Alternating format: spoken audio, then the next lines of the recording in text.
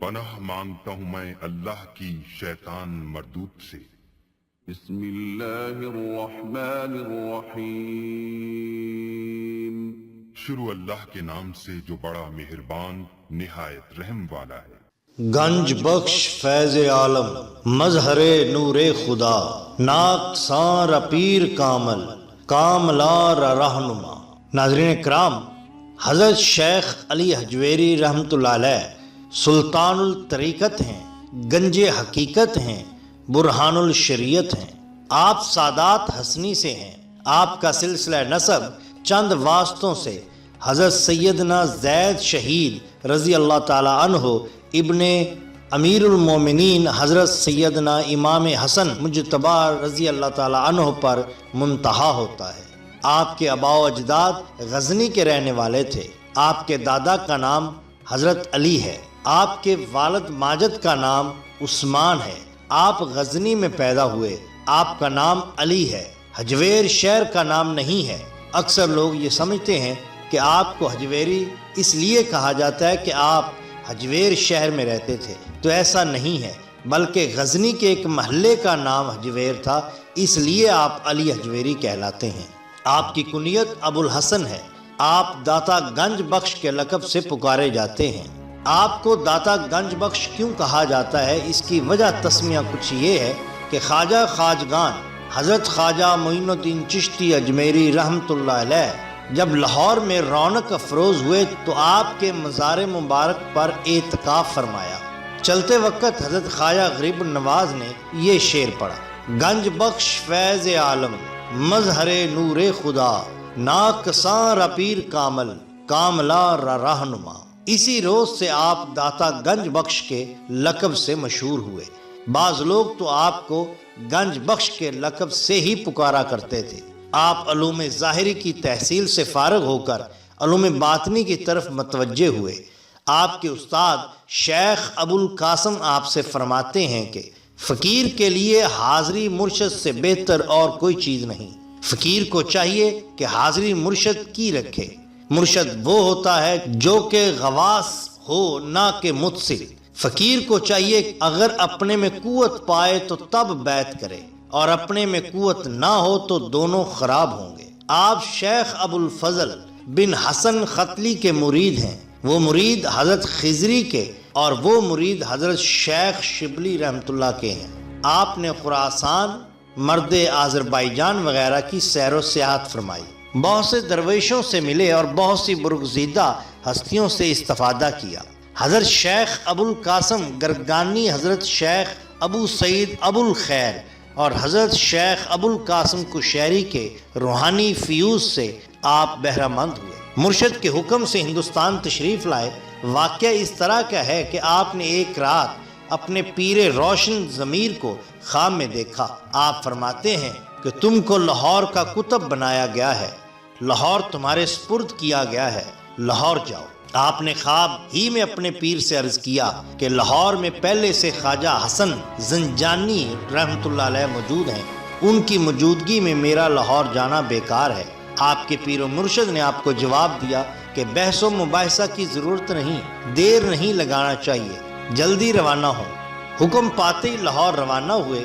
بعض لوگوں کا خیال ہے کہ آپ سلطان مسعود بن سلطان محمود غزنوی کے لشکر کے ساتھ ہندوستان تشریف لائے، اور بعض لوگ اس سے متفق نہیں۔ ان کا کہنا ہے کہ آپ شیخ احمد جمادی سرخسی اور شیخ ابو سعید حجویری کے ہمراہ ہندوستان تشریف لائے۔ لاہور میں پہنچ کر رات ہو جانے کی وجہ سے آپ نے شہر سے باہر قیام فرمایا۔ صبح کو جب شہر میں داخل ہوئے تو ایک جنازہ آتے دیکھا۔ دریافت کرنے پر آپ کو معلوم ہوا کہ حضرت شیخ حسن زنجانی رحمۃ اللہ علیہ کا انتقال ہو چکا ہے۔ اب آپ کو معلوم ہوا کہ پیر و مرشد کے فرمان میں کیا مصلحت تھی۔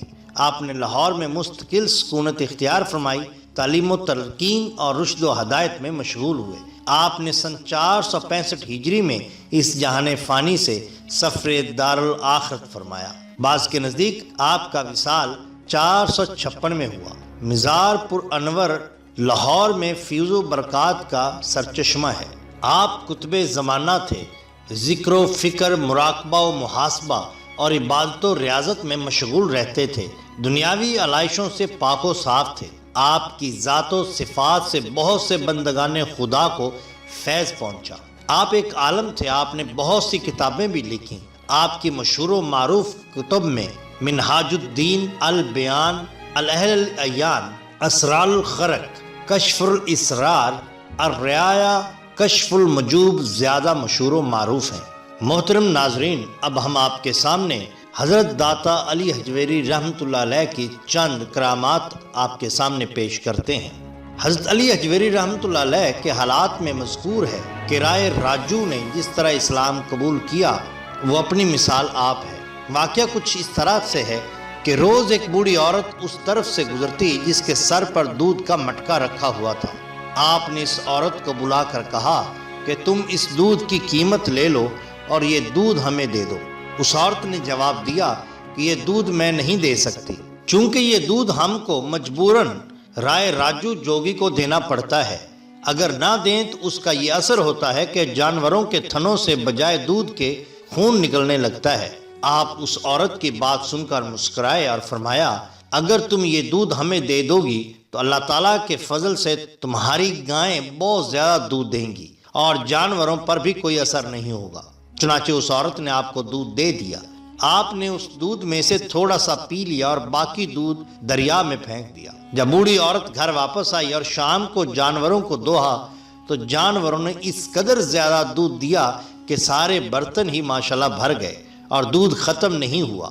یہ خبر آنن فانن قریب و جوار کے دیہات میں پھیل گئی اور لوگ دور دراز دیہات سے اپنے اپنے جانوروں کے دودھ آپ کے پاس لانے لگے۔ آپ کا یہ دستور تھا کہ آپ تھوڑا سا دودھ ان کے مٹکوں میں سے پی کر باقی دودھ دریا میں بہا دیتے، اور جب ان لوگوں نے گھر جا کر اپنے جانوروں کو دوہا تو انہوں نے بے حساب دودھ دیا۔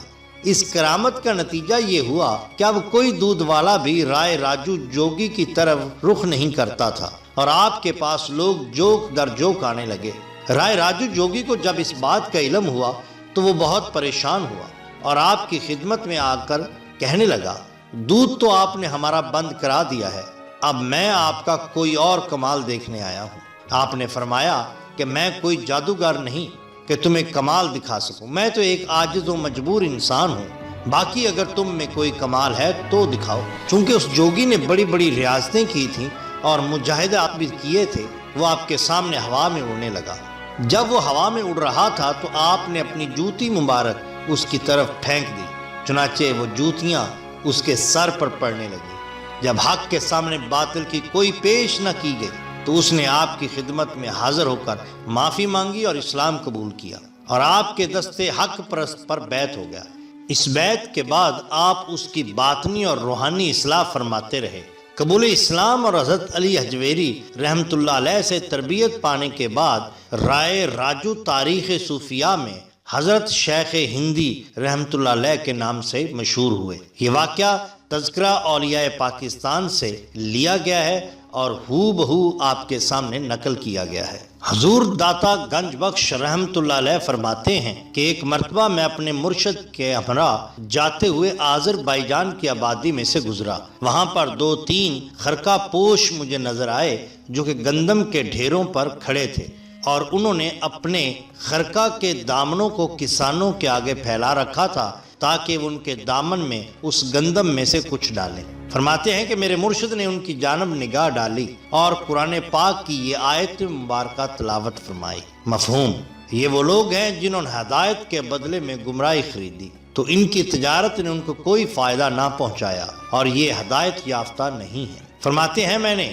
اپنے مرشد سے عرض کیا، حضور یہ کس قدر ذلت میں مبتلا ہیں کہ لوگوں کی نگاہوں میں ذلیل ہو رہے ہیں۔ شیخ نے فرمایا، ان کے پیر کو مرید جمع کرنے کی ہرس ہوئی ہے اور ان کو بھی دنیا اکٹھی کرنے کی ہرس ہو گئی ہے، اور کوئی ہرس کسی سے بہتر نہیں ہے، اور امر و حکم کے خلاف کسی کو دعوت دینا ہرس محض ہوتی ہے۔ یہ واقعہ حضور داتا گنج بخش رحمۃ اللہ علیہ کی کتاب کشف المجوب میں سے آپ کے سامنے پیش کیا گیا ہے۔ کشف المجوب میں حضور داتا گنج بخش رحمۃ اللہ علیہ فرماتے ہیں کہ ایک مرتبہ میرے ساتھ ایسا معاملہ پیش آیا کہ اس معاملے کو حل کرنے کی میں نے بہت کوشش کی مگر کسی طرح بھی یہ معاملہ حل نہ ہوا۔ اس سے پیشتر بھی میرے ساتھ اس طرح کا ایک معاملہ گزر چکا تھا، چنانچہ میں اس کے حل کے لیے حضرت با یزید بسطامی رحمۃ اللہ علیہ کے مزار مبارک کا اس وقت تک مجاور بنا رہا جب تک کہ وہ حل نہ ہو گیا۔ آخر کار وہ حل ہو ہی گیا۔ میں نے اس مرتبہ بھی وہاں پر جانے کا ارادہ کیا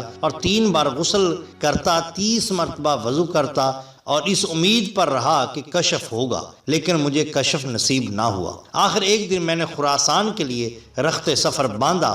میں رات کے وقت علاقہ کے گاؤں کمس نامی میں پہنچا۔ یہاں پر ایک خانقاہ تھی۔ اس خانقاہ میں صوفیوں کی ایک جماعت موجود تھی۔ میں نے ٹاٹ سے بنا ہوا خرقہ پہن رکھا تھا اور تھکاوٹ بہت ہو چکی تھی۔ میرے پاس سوائے ایک عصا، چمڑے کے لوٹے اور ہاتھ کی ایک لکڑی کے اور کوئی سامان نہ تھا۔ ان صوفیوں نے مجھے بہت حقیر خیال کیا۔ ان کی نظروں میں میں بہت ہی حقیر دکھائی دیا۔ اس جماعت میں کوئی بھی میرا شناسا نہ تھا، واقف کار نہ تھا۔ مجھے دیکھ کر انہوں نے عام رواج کے مطابق آپس میں گفتگو کی کہ یہ شخص ہم میں سے نہیں ہے، اور بات بھی یہی تھی جو انہوں نے کہی تھی۔ میں واقعی ان میں سے نہیں تھا، لیکن میرے لیے لازم تھا کہ میں اس رات اس جگہ پر قیام کروں۔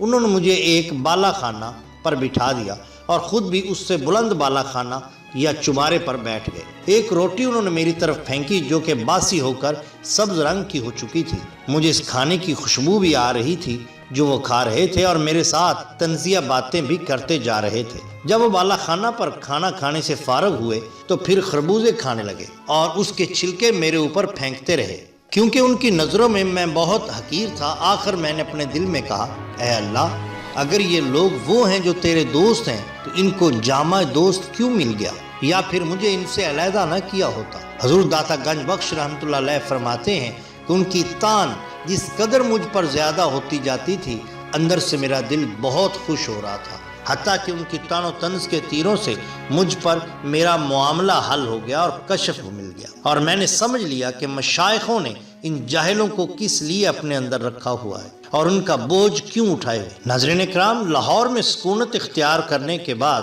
آپ نے ایک مسجد تعمیر کرانا شروع کی۔ مسجد کی سمت قبلہ رو نہ ہونے کی وجہ سے وہاں کے علماء نے اعتراض کیا۔ آپ نے کسی کے اعتراض کا جواب نہیں دیا۔ اس مسجد کی محراب جنوب کی طرف معلوم ہوتی تھی۔ مسجد کی تعمیر کا کام ہوتا رہا۔ جب مسجد بن کر تیار ہو گئی تو آپ نے علماء مشائخ کو بلایا، آپ کی امامت میں نماز پڑھ لی۔ نماز سے فارغ ہو کر آپ نے حاضرین سے فرمایا، ادھر آئیے، ذرا غور کریے کہ کعبہ کس طرف واقع ہے۔ آپ نے توجہ فرمائی، حجابات اٹھ گئے، سب نے دیکھا کہ کعبہ سامنے اور مسجد کی سمت بھی صحیح معلوم